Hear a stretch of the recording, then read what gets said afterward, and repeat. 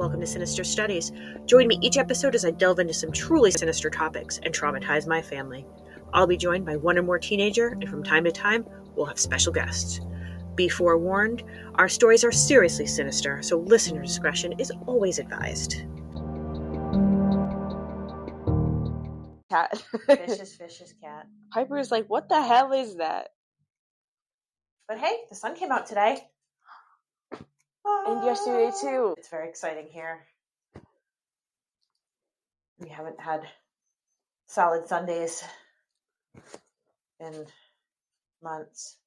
Today was the first day that it was all sunny. Oh my god. Oh, you guys are ridiculous. So welcome back on this sunny day for us. When we last left off, it was friend days. We're all gonna die. Yep. We were researching the other day because somebody said something about Christians and the eclipse, so I looked it up, and apparently some like, like really like more Mormon type Christians thought that the eclipse was like signaled on the second coming. There were apparently a lot of people who were really sad that the rapture did not happen yesterday. So, oh my god, I guess that kind of ties in. Yeah, with everything. So the rapture didn't happen. No, that rapture did not happen. I'm still here. If the rapture happened, surprise, I'd be in a lot worse shape.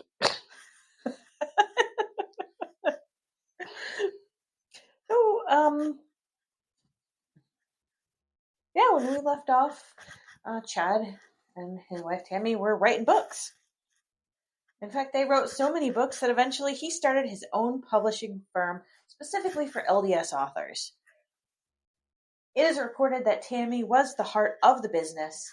She did pretty much everything with the exception of Chad's book tours and recruiting authors. Unfortunately, or fortunately, depending on how you look at it, they ended up filing for bankruptcy and claimed to the IRS that their combined income was $48. Damn. When you have kids. So Chad, who in a past life had been a gravedigger, started digging graves again. Wait, in a past life? Like, did he for real believe in a past life, or just like earlier in his life? No, he legitimately, as like early 20s, okay, graves. Okay, because, there's a lot of other shit, like, going on here. It's like, we were together in a different lifetime, so it's like, I was trying to figure out if, like, in another life meant, like, really early in his life, or, like, if he actually believed that, like, in one of his other lives, he was a gravedigger. He was actually a gravedigger. Okay. That was a job that he held. Okay. Tammy was starting to get a little bit wary of Chad. She'd been following his orders and decrees for so long that she eventually had a nervous breakdown. She was keeping to herself and playing Frontierville for hours a day. Frontierville, yes, it's for those of you who are not in the know, it is a Facebook game where you can, farm and shit. So Chad went to church one day and was guided to tell Tammy that she must quit playing Frontierville immediately. When she declined to do so, oh my god, her dead grandma apparently spoke specifically to Chad, saying that my descendants are letting Satan lull them to sleep with technology. He's like, yeah, the spirit's called. They want you to stop playing Frontiersville. In 2000, Chad received spiritual guidance to move the family to Rexburg, Idaho. He was convinced that the would gather there. All right. He didn't discuss the move with his wife. He just threw it into conversation. Hey, by the way, we're moving to Idaho. Wouldn't he want to tell her? Wouldn't she be more convinced if he was like, hey, this is where the people are gathering, so we're going to go there because we want to, be one of those people? Wouldn't that be more convincing? He was already saying that he was going to lead the 144,000. However, Tammy was really unhappy about this. She had never lived so far away from her parents. But because she was the dutiful wife, she moved to Rexburg with her husband. In case you were confused about this, Rexburg is predominantly Mormon. People in Rexburg were taken with Chad and his discussions about the second coming and end times. Chad published an autobiography that was a whopping 188 pages. That's not a lot. No, that's like a 5th grade book size. Like that was like a 1st grade book size to me. I understand that. Oh my god. I don't even think we have a book in this bookshelf that's 188 pages, unless you count the graphic novels. Yeah, some of those books are beefy as shit. He packed all his fun life facts in there. You think if you're gonna like lead the group, you know, you think if you're gonna be doing all that shit, you'd at least have like a more interesting life, like at least 200 pages worth of life, you know? Shit, include stuff from your past lives. Make yourself more. You're like in this life. More appealing to more demographics. It's like in a past life. In this life, I was a gravedigger. But in a past life, Well, that's probably how Chad talked at his book signings, because he got really popular with the ladies, and he talked about very taboo subjects, like polygamy. And apparently they just ate that up. But that was just like what Mormons did, kind of, especially at the beginning of it. I mean, I know it's in the 2000s. I know it's not like common practice now as much, but like, wasn't the guy who literally did the Mormonism, like wrote the Book of Mormon, like a polygamist? Yeah, I mean, yes, throughout history there have been polygamists. There are still polygamists. Yeah, but I thought it was like at some point a part of the doctrine. Yes. Not so much anymore, though, right? Is it Joseph Smith? Yeah. Yes. Yeah. See, I know. Apparently, the Book of Mormon was written up where we went, because we were looking in like the whole thing, and it was like there was like Mormon museums. I was like, why are there Mormon museums? Yeah, because they settled there and then they went west. Yeah. In 2017, Preparing a People was off and running to, clearly prepare people for the end times. They had books, they had podcasts. The heads of Preparing People moved to Rexburg at approximately... Rexburg is a goofy-ass name, by the way. Approximately the same time as Chad and Tammy, which is probably not a coincidence. The founder was friends with Daybell, and they had a seminar at the church where Chad was the featured speaker. Chad hosted multiple podcasts. Wow. Where he discussed end times and near-death experiences. Wild. He used current world events to point out that the end was nigh. Because hurricanes, earthquakes, questionable world leaders all pointed in that direction. Has there ever been a time in which we have not had hurricanes and earthquakes and questionable world leaders? I mean, they were always occurring somewhere at some point. Yes, and we have survived the last week, and we have all of the above. Yeah. Both. We have all of the above here. So how were they going to survive? Chad started referring to himself as an immortal. An eternal being that can pass through portals, teleporting to wherever he needed to go. Teleporting. Passing through portals. That's so funny. Chad began a long-distance emotional affair with a woman who was also married, and he wooed her by telling her that they'd been married in another life. Oh my god. He claimed to have had, he started claiming that he had had visions of Tammy dying. Oh. Interesting. He also, one day, found a necklace of an owl on a pew in the church. He was really taken with this owl pendant, and he started using it basically as a party trick. I don't even know why I sounded like that right then. What? I was like, a fire. He just found a random ass owl necklace and on a pew. He picked it up and he said, "This is going to tell me the difference between people with their light and dark spirits. I'm going to be able to ask this thing questions, and it will tell me the answers. What if that was somebody's, like, dead grandma's necklace? It probably was. Because, like, who the fuck is wearing an owl necklace around in, like, this era? A big-ass owl necklace around? Like, I don't know how big it was. It could have been just a little tiny owl. But they don't make tiny-ass owl necklaces. I'm pretty sure there's more big owl necklaces than tiny owl necklaces. Probably. So when he asked this question, if it moved side to side, the answer was yes. If it went in a circle, the answer was no.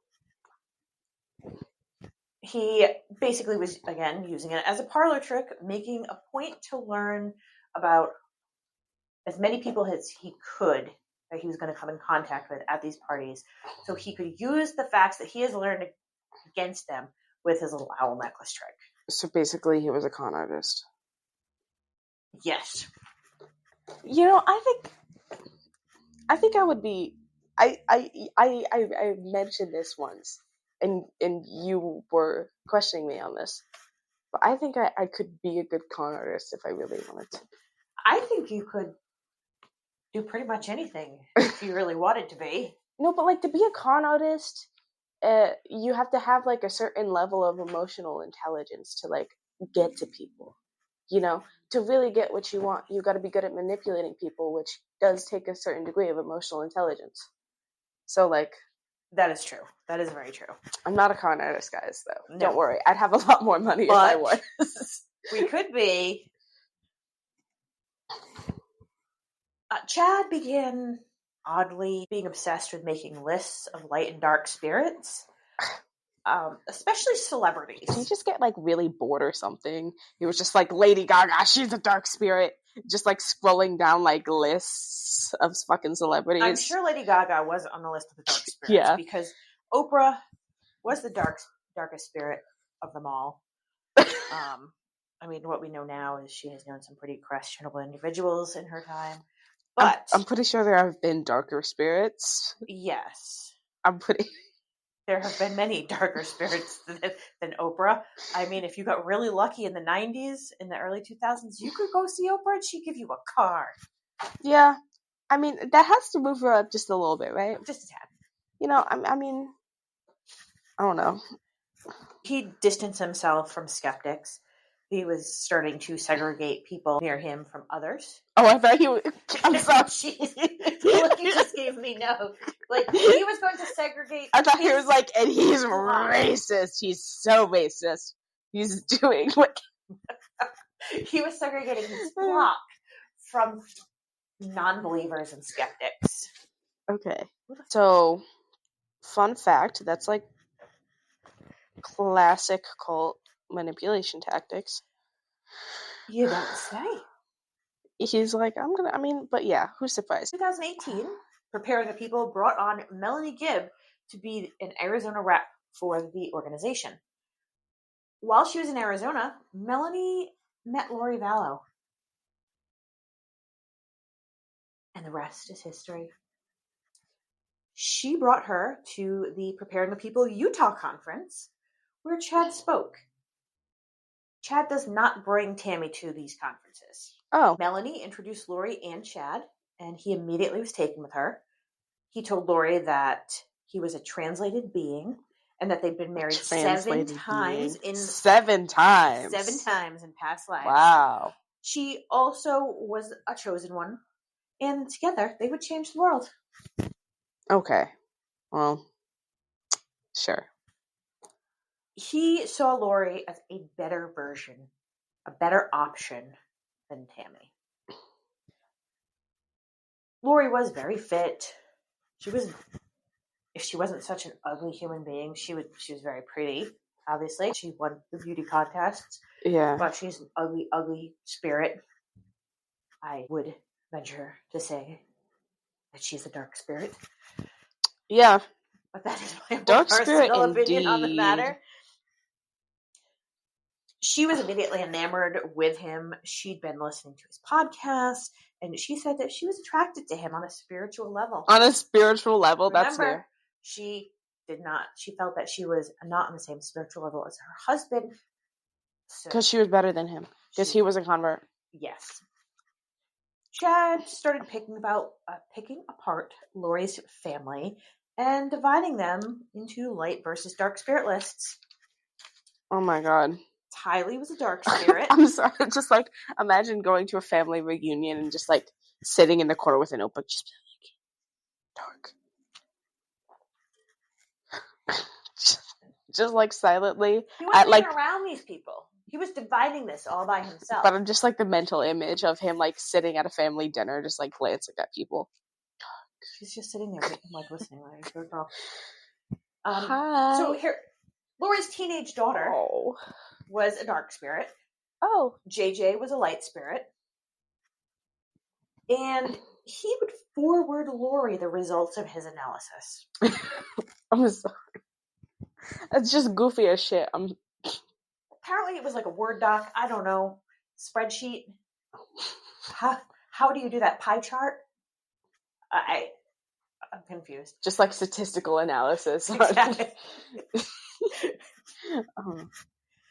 Obviously, this was meant to separate her from her family. They bought burner phones. They spoke together often. And he used those portals to speak to her whenever they needed.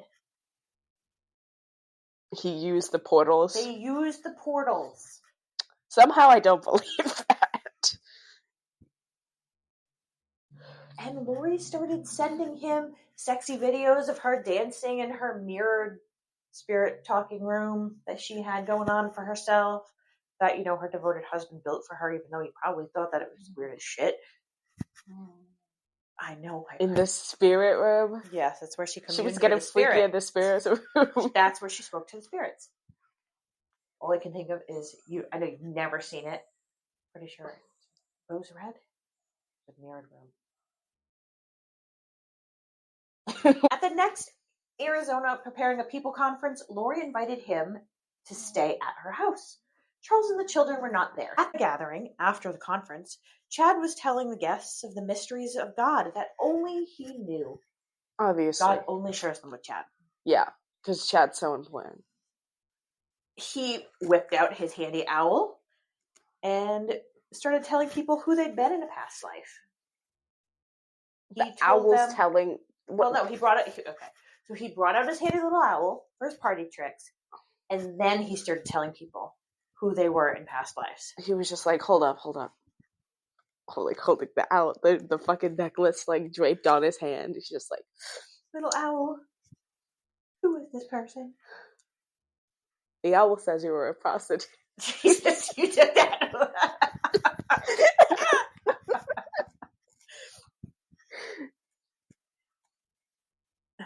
He told the party guests that he had had 31 lives and mentioned that he'd been Martin Luther in one of his past lives, which, in case you didn't know, Protestant guy. Was the Protestant guy. Did he like staple flyers on a church or something at some point? Nailed. That's there all. Was no staples then. Okay, well, close enough. That's the modern day equivalent to stapling something. Yes.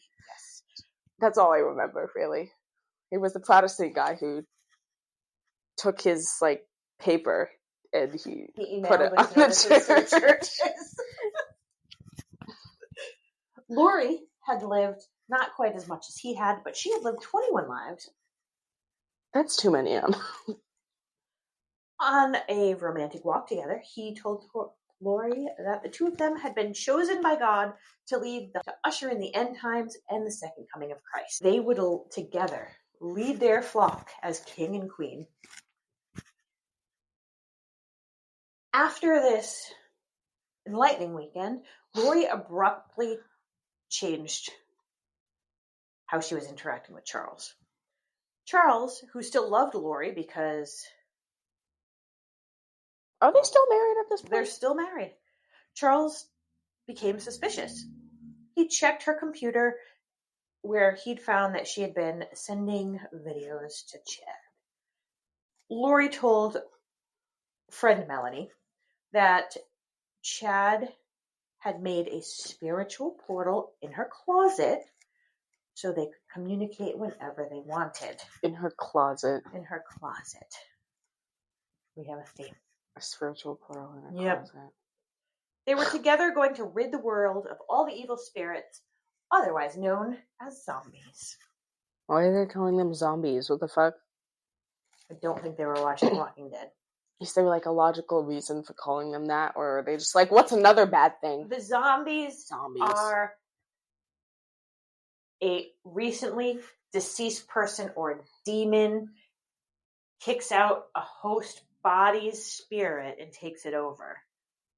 And the only way to free the spirit of the person who the evil spirit had taken over is to kill them.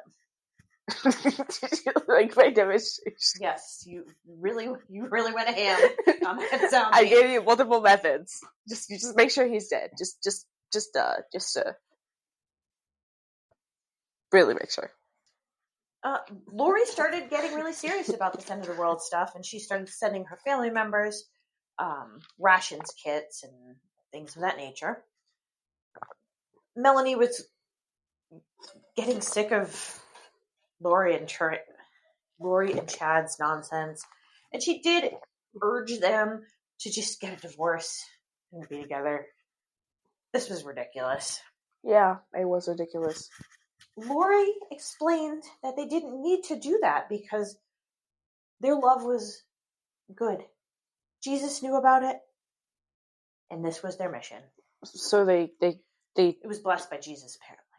But then really why don't they just divorce their partners anyway? Because if their love is blessed by Jesus, shouldn't they want to like be together? Spoiler alert. Insurance money. Okay, well, Jesus doesn't want them to be poor. Yeah, wasn't Jesus poor? Yes, Jesus. He was just like, listen, that shit kicked rocks. I don't want you guys to have to go through that. It's like, don't suffer like I suffered. like Chad's actually going to suffer like Jesus. Chad suffered more than Jesus. You heard it here first. The pair had secretly snuck into the Mormon church and sealed themselves together for all of eternity, while still being married to Charles and Tammy. Okay. But since they had been married a number of times in past lives, it was okay. Okay. It was all good. Later that year, Lori had a vision that Charles would die in a car accident. Unfortunately, he didn't, and she was really bummed about that. Oh, no, my husband. Was devastated that her visions were not coming true. Oh, man. Which brings us to January of 2020. Charles and Lori moved into a new house. Within days, Chad called Lori to tell her that Charles had been invaded by an evil spirit named Nick Schneider. Nick Schneider. That's a goofy-ass name. In mid-January, Chad again traveled to Arizona to guest on Lori and Melanie's podcast, Time to Warrior Up. That's a mouthful. Time to Warrior Up. That just sounds like a shitty, like one of those quotes you put on the wall. Yeah. That sounds like some fucking... The fat cursive writing. Oh my god, yeah. That's like...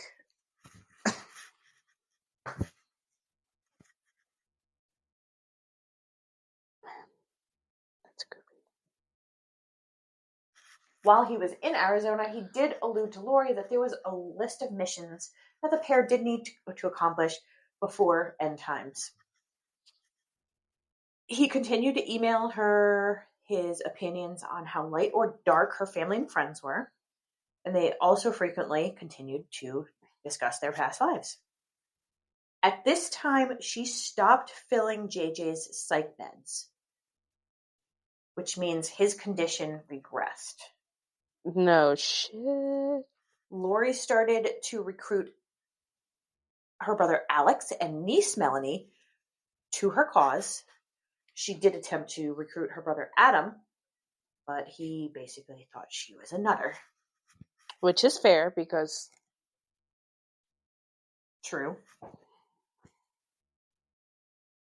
She also, at this point, began telling family and friends that she could see spirits and the devil. Spirit and the devil. Yes, the devil is going out of his way to reach out to Lori. Isn't that bad, though? One would think. I mean, historically speaking to the devil is usually on the list of things you don't want to happen. Yeah. On January 29th of 2019, Lori decided she was done with Charles.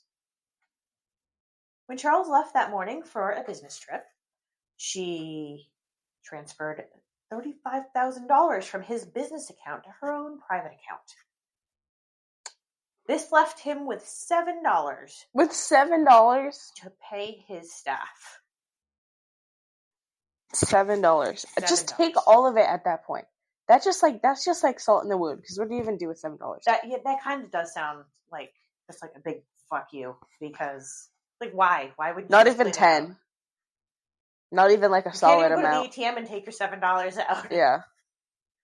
Not even like a solid number, like 5. Like I could excuse 5 more than I could excuse 7 because 5 is at least like a solid number, you know. Once Charles landed, she called him to tell him exactly what she had done. Ugh. And she continued on to tell him that she was now a god. Oh my God. Leave the $144,000 during the second coming of Christ, which was scheduled to come to a town near you in July of 2020. Mark your calendars. The fucking... She also threatened to kill him if he tried to stop her from her mission. Okay, well... He called her back a number of times, obviously, because the woman was having a break with reality. Yeah. And eventually she did answer, calling him Nick Schneider. Charles was understandably really confused. Because who the fuck is Nick Schneider? And she told him that Charles wasn't Charles anymore, that Nick Schneider had taken over. Schneider sounds like some sort of slur. Like, what the fuck? Schneider. Like, Schneider. Kids. She and Melanie also drove to the airport long-term parking and stole his car. Huh? She then canceled his return ticket home and changed all the locks in the house. Tried to hide all of Charles's belongings. And then they packed their shit and went to a hotel. Charles was growing more and more concerned with Lori's mental state, and he called a friend and asked his friend if he could three-way call Lori with him, so his friend could hear just how delusional Lori was. Sorry, my dog's ringing. While they were on the call, Lori threatened to destroy Charles and told him, "Don't bother coming home." When Charles asked about his son JJ, she told him that he could have him. She didn't want him anymore. So even as early as January 2019, she was vying for Mother of the Year.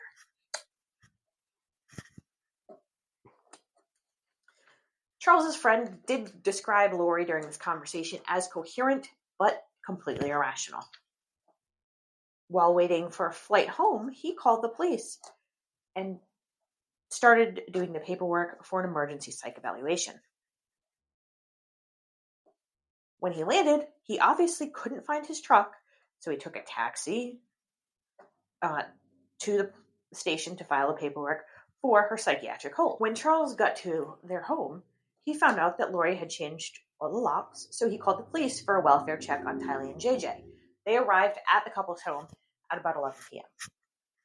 Charles let police know that he hadn't been able to reach the kids in days and that Lori had gone off the LDS rails and now thought she was a god. Charles also told the police about how she'd cleaned out his bank account, canceled his flight, and stole his truck, and that she'd also threatened to murder him. He did throw in the part about his being Nick Schneider and not Charles anymore, and let them know that there was a gun in their home. All right. Police and Charles were able to get into the couple's garage, but the inner door was locked. With the help of the police, Charles was able to kick down the door and enter the house. No one was home. It seemed empty. He had to search for his things. Police counseled Charles to report the truck as stolen.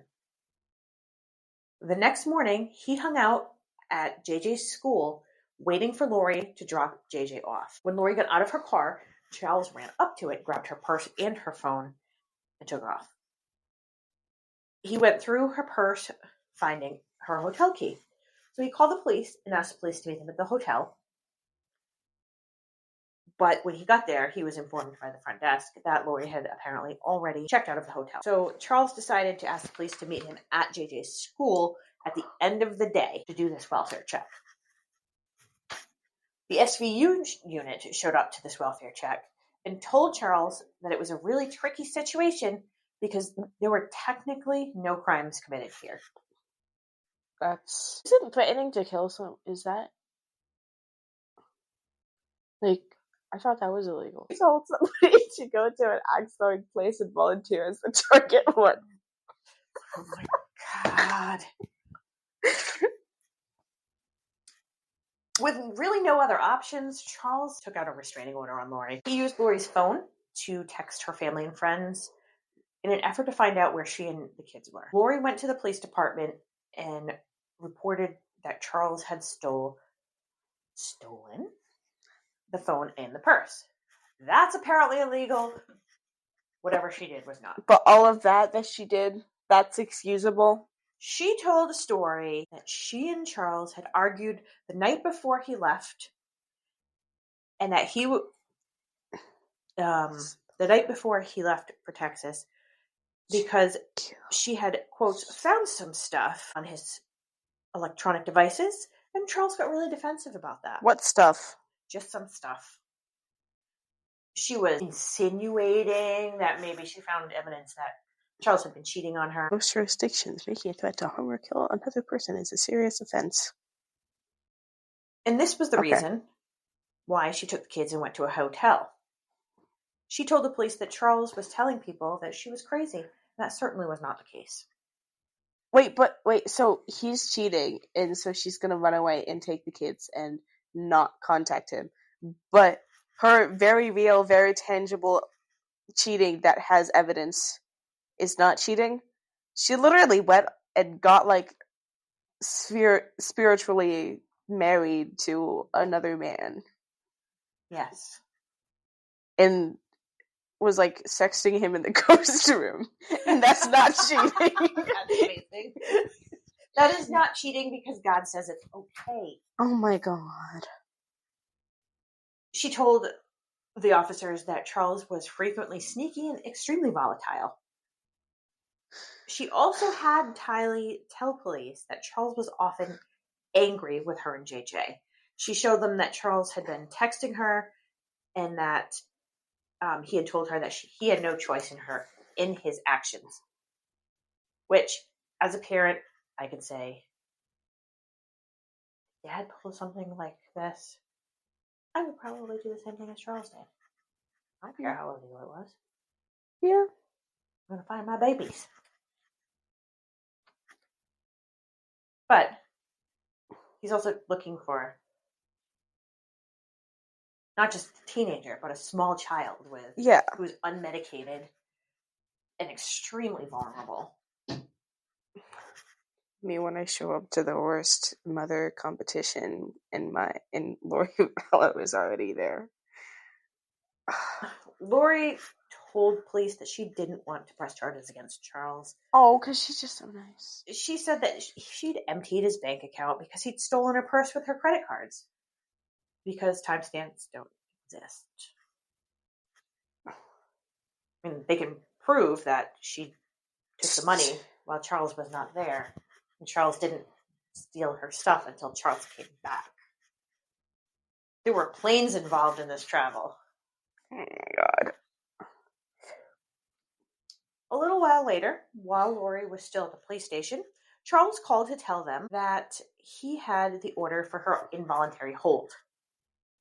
He was aware that Lori was at the police station. Police then told Lori that Charles had called and was on his way with the involuntary hold order, and that she would need to go. Are you so fucking for real right now? I am absolutely for real right now. Lori and the officer laughed about it, and the officer told her that he didn't think she was crazy, and that she should leave so she couldn't be served. Santa Maria. Are you kidding me? If Lori was there and they were able to serve her, they would immediately have to take her in for her psychiatric evaluation. Lori asked the officers if they would end up hunting her down because this order was now in effect. The officer told her that they usually don't pursue cases like this, but they will go to her house and knock on the door and try to get her that way. So if she declined to answer the door, they wouldn't be able to take her. What, so they can just say they tried and then be like, oh, well, she didn't open the door, so. No one was home. I know, Piper looks disgusting. Piper, I'm disgusted too. Lori started bragging about Tylee at this point, saying that she had graduated high school at 16 and was going to apply to the police academy. I don't know why she thought she needed to do this. Tylee was actually not in school any longer. She took her GED test at a young age and she quit high school. Good for her. The police report said that Lori was completely normal, showing no signs of emotional distress. Okay. 4 days later, Charles filed an order of protection for JJ, which outlined Lori's bizarre beliefs and behavior, saying that she was dangerous to her children. Lori was now staying with Alex, and when they went to serve her, they weren't able to, despite her car being in the driveway. She had gone to church to avoid being served. So she knew they were coming. What if I killed somebody? Is she still alive? Who? Lori. Yes. Can I visit her in jail and tell her to volunteer at an axe throwing place as a target? She did initially decide to give JJ back to Charles and keep Tylee with her, but she was going to withhold JJ's meds, his therapeutic iPad, which had all the apps that were used to help aid in his development. Oh my god. Charles eventually found the light versus dark analysis spreadsheet of the entire family. In February of 2019, Charles officially filed for divorce in custody of JJ. The divorce motion listed all of the bizarre behavior and beliefs that Lori now held. He also told his attorney that if anything happened to him, it would be Lori and Alex behind the whole thing. And he told his attorney that he was actually worried because he had a $1 million insurance policy. Charles made an attempt to change the beneficiary of the life insurance policy, but Lori had changed the password to his account. He was able to get in contact with the insurance company, which had him fill out a hard copy of the beneficiary form and send it back to them. He reiterated with them that he wanted no money to go to Lori. He instead made the beneficiary his sister. So that in no way would it like naturally go to Lori. Exactly. Because it wouldn't even go to her in trust for JJ. Yeah, because if he gave it to one of the kids, then it's like, boom, she gets that money anyway. Yes. Meanwhile, in Idaho, Chad continues to have visions of Tammy dying. Chad continued to have visions of his wife Tammy dying. Coincidentally, they were having some money problems at the time. Coincidentally. Lori and Tylee left for Hawaii at this point and stayed at a friend's house. She told her friend that Charles was a zombie and bragged that she'd canceled his flight and robbed him blind while he was away on business. Oh.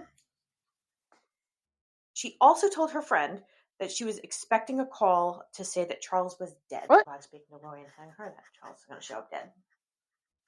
Okay. So that's working out. God's just telling everybody's secrets. Lori's friend said that Lori's belief and personality had changed a lot since they had last seen each other in the 6-ish months prior. She described Lori's behavior as self-deitization. A few weeks in Hawaii, Lori finally told her friend that she was really there to collect her, because she was one of the 144,000 and she needed to go to Rexburg with her.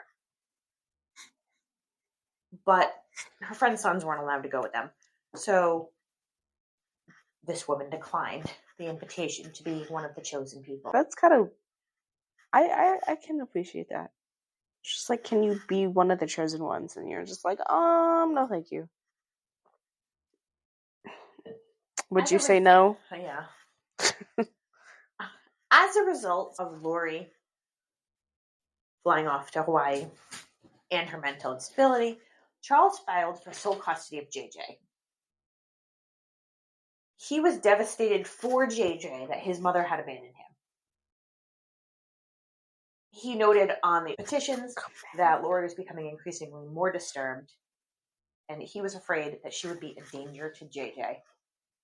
Well, and so far, Lori had been able to avoid getting served. It's a good story. She's getting really settled. Lori had been in charge of Charles's finances before they split up. So Charles made his sister in charge of his finances at this point, which is when they realized that Charles had been paying for Lori's family's cell phones, cable, etc., etc., etc. For some reason, in March, Charles withdrew the divorce petition. Why? Well, I think he was trying to make it work. Because every day since Lori had left... Trying to make it work? He was trying to make it work for JJ's sake. He was sending Lori pictures of JJ every single day, trying to get her to come back to her child. Even Piper's sad about that. I know, Piper. Lori never responded to Charles's pleas for her to reach out to their child. He emailed her, he pled with her, please communicate in some way, shape, or form with their child, because he was not okay. No shit, nobody would be okay. He eventually told Lori that they were going to move to Texas since she hadn't responded in so long. I know. Oh, that tail's talking shit. I know, Piper, I know. With the knowledge that Charles was going to start the move to Texas, Lori reappeared at their home in late March. She walked into their home with phone in hand recording, apparently looking for some sort of fantastical reunion. Or trying to catch him doing something ridiculous. When she didn't get the reaction she wanted, she then forcefully asked Charles why he was keeping her child from her. Like, that's even... Yeah. I know. Like, that's even a question you have to ask. Piper's really not a fan of this. No, she's not. Piper, stop. Charles told a friend that Lori was back, and the friend flat out asked him if that was a good idea. Could Charles trust Lori? Charles said he thought yes. Are you kidding me? There have just been some misunderstandings. Piper clearly disagrees with that. In April of 2020, Lori and Tylee moved into Charles's new house in Houston, Texas. She told a friend that God told her to get Charles's finances in order. Okay. Which means get the finances in order. For me, I want the money. She was planning on using Charles's life insurance money to finance her and Chad's end of days endeavors. Oh, she was planning it. She already had use for that money. She was planning on using his life insurance money, and that's not suspicious at all. For months, she began transferring large sums of money from Charles's accounts to hers, and was on the hunt for a rental for her and her two children. Charles had rented the condo in Arizona for her, but she refused to grant him a divorce. Apparently, one of the things that God has told Lori and Chad to do is to make sure that they had the proper couples in their 144,000. So they began playing matchmaker with their circle. Their cult. Oh, okay. They were breaking couples up to match them together. No one was safe. Not friends, not family. They wanted the couples together that they wanted. What do you mean no one was safe? Not friends, not family. If you were happily married, but Chad and Lori thought that you would be better married to Piper, they were going to break you and your spouse up and marry you off to Piper. What do you mean about family, though? Not friends or family were safe? No, they did this to family members also. Oh, like to their family members? Not between family members, right? No. Okay. Not between family members. Lori brought her followers together on a regular basis to start praying for the defeat of Charles. To start praying for the defeat of Charles? Yes, they were at war. Are you so fucking for real right now? I am very fucking for real right now. Lori apparently is still unaware how digital time records work, so she started researching online how much and how many Social Security payments that she'd be entitled to should Charles die. Because when your spouse dies, you get Social Security payments. That's supposed to help supplement your income. Yeah. For the record, it would be approximately $4,000 a month. You've been researching this? Lori would be getting $4,000 a month. In late June, Charles told Lori's brother Adam that Lori was having an affair with Chad Daybell and that he was going to tell their family. Oh. The day prior, he had found out that he magically had a new email account that he had no prior knowledge of. And in this account, there was an email from Charles to Chad, inviting Chad to their house to help him write a book. Okay. So this was a digital trail, in theory, to help prove that A, Charles knew Chad, and B, Chad could use this email to say to Tammy, look, I need to go help this poor man write his novel. These bitches are crazy. Oh my god, stop! Bro just bit my ankle. Charles told Adam that he was going to give Lori 24 hours to come clean. If she does not, he's going to call Tammy. He went so far as to find her email and her phone number. Charles and Adam planned an intervention. Charles and Adam planned to get Lori to rant about her beliefs so that they could record them. Then they would let LDS leaders listen to these tapes in an attempt to get her excommunicated. That's kind of like me, actually. Right? I mean, you got to do something. I mean, and this was, she's too churchy, let's get her thrown out of the church. Me recording a particular teacher yapping about his whack political beliefs to get him excommunicated from... Quite obviously, Lori and Chad saw Charles as a very large obstacle in their plans for their... In July, Charles flew to stage the confrontation with Lori and to see JJ.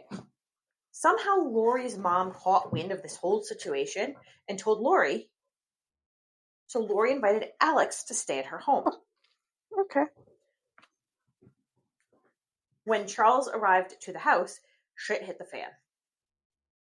Alex had shot him twice. Oh. Lori then left the house with Tylee and JJ in Charles's rental vehicle. They went to Burger King for breakfast on their way to bring JJ's to school. Classic. It was just a regular, average, normal day.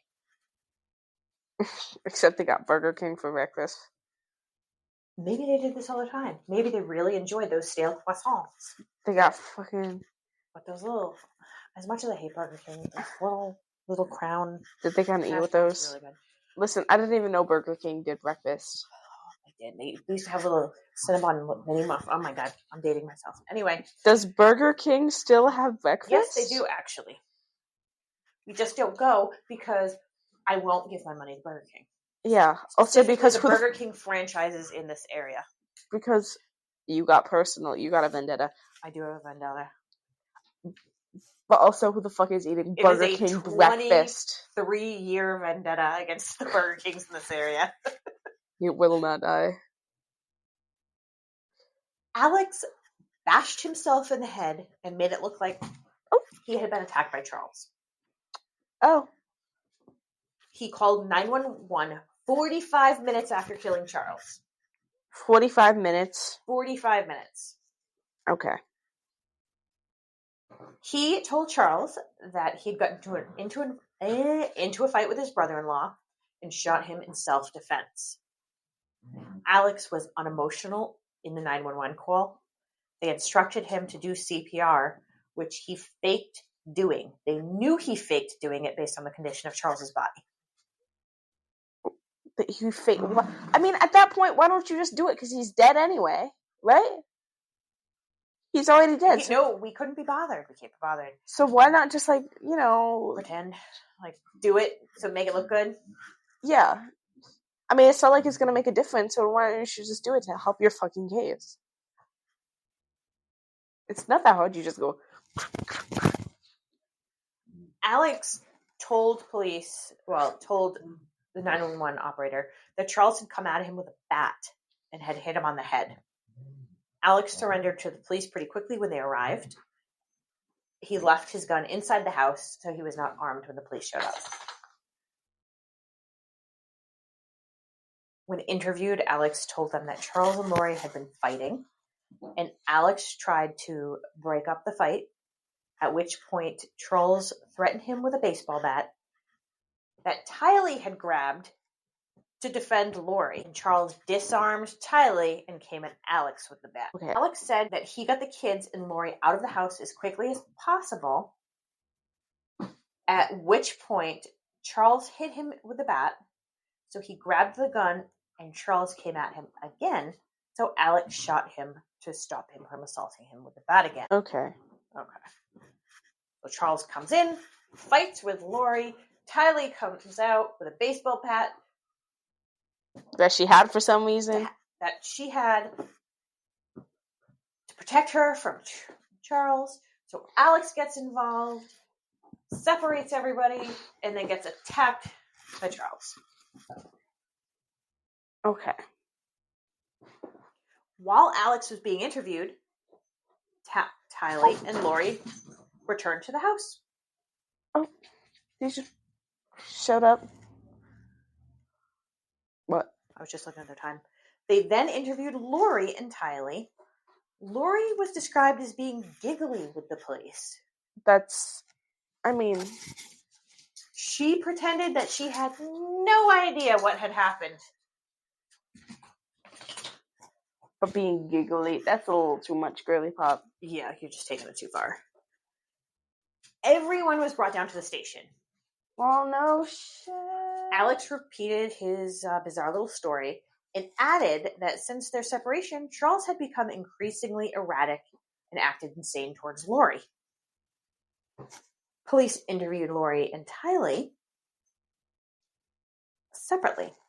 Oh. Lori told them that he had been threatening her. She said that Charles had arrived that morning, wailing on the door, and when JJ came out, Charles was being smug. And he left in his rental car with JJ to bring him to school, but for some reason returned to the house when he realized that he left his cell phone at their home.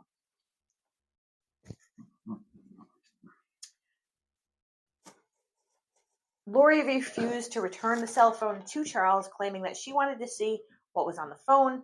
Charles followed her around the house screaming, at which point Tylee emerged with the bat.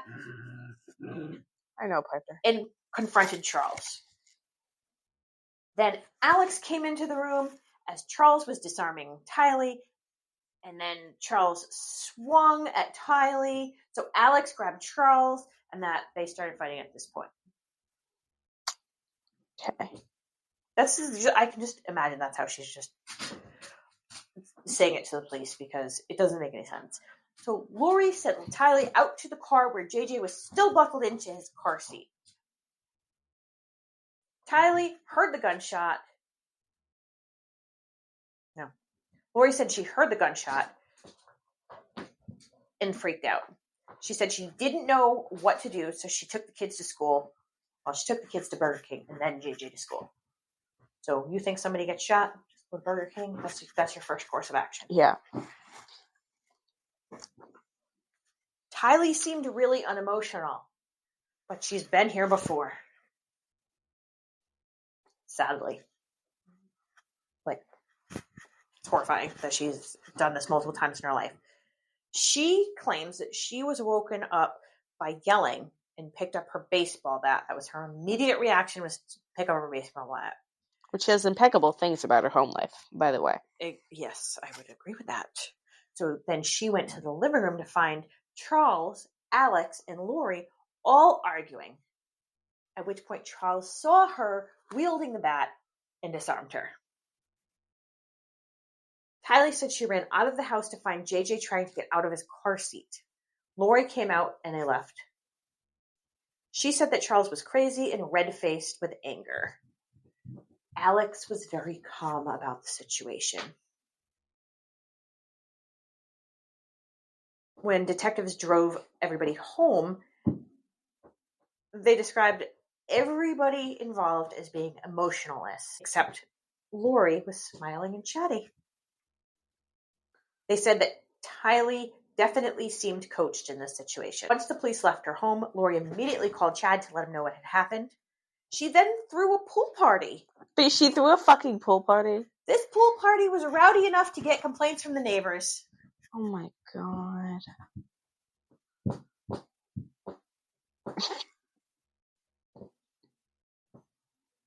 She then called her oldest son, Colby, and told him that Charles had had a heart attack and died. Oh, you and I lie. Colby went to their house, and only when confronted did Lori actually admit that Charles had been shot.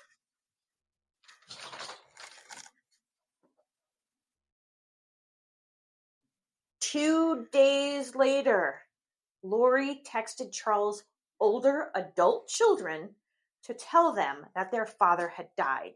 2 days later? 2 days later. She didn't give them a cause of death. Sorry, your dad's dead.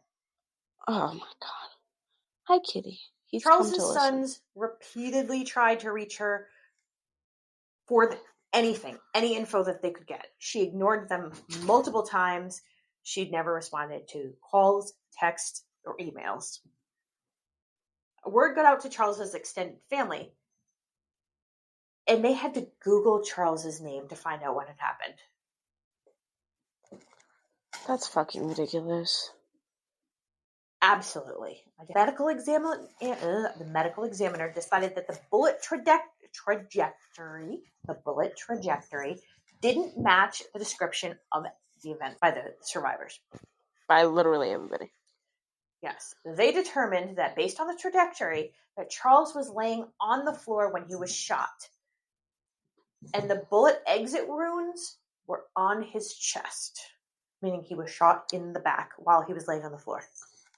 When he was supposedly bashing somebody over the head with a baseball bat.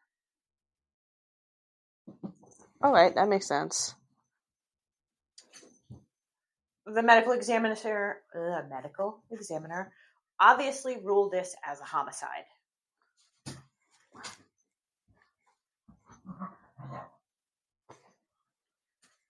When Lori's brother Adam found out what had happened, he immediately assumed that Lori and Chad were responsible for the death of Charles Vallow.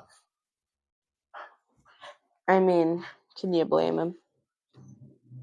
And since the animals are about to get into a big beefy brawl here, I think we're going to end it for this evening, and there will be a part 3. And then we will be done with this, and everybody can sleep much easier. Always, you can find us on Instagram and Facebook. Sinister Studies Pod. You can also email us at sinisterstudiespod@gmail.com. Please what else? Follow us on whatever platform you choose. Subscribe, baby. I don't know. It's different. So follow us, maybe subscribe, maybe. I don't maybe know. rate us. You are so and be so nice about it, because we are putting ourselves through so much torment for this. So, tomorrow morning when you wake up, better not be eating breakfast at Burger King, because seriously, what the fuck? All right. Adios.